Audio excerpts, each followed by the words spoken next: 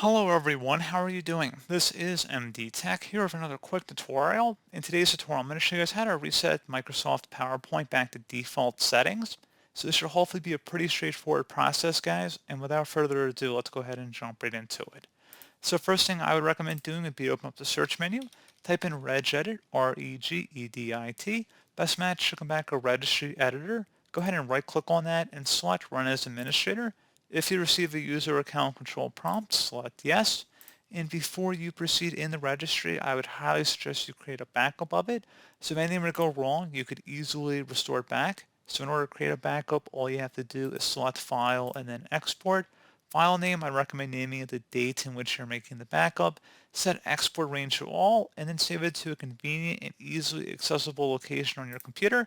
And if you ever need to import it back in, all you do is select file and then import and then navigate to the file location. And now we're ready to begin. So we're going to start off by double clicking on the HK current user folder. Do the same thing now for the software folder. Same thing for Microsoft. And then go down and locate Office and double click on it.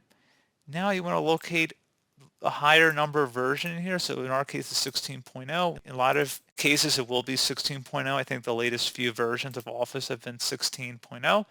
And what you want to do is just right click on the PowerPoint folder and select delete. This will delete any modifications of PowerPoint to make sure you have any PowerPoint files saved, backed up. It shouldn't delete your documents folder, but anyway, you always just want to, be kind of mindful of that. But anyway, it says, are you sure you want to permanently delete this key and all of the subkeys? Select yes.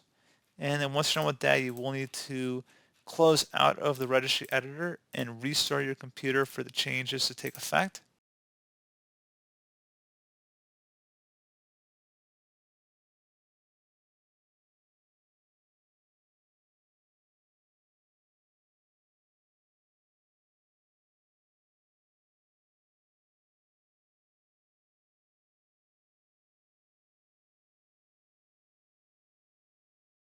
And now if we went ahead and opened up PowerPoint, just want to show you guys that it still works, of course, but just like to show it. And that's about it.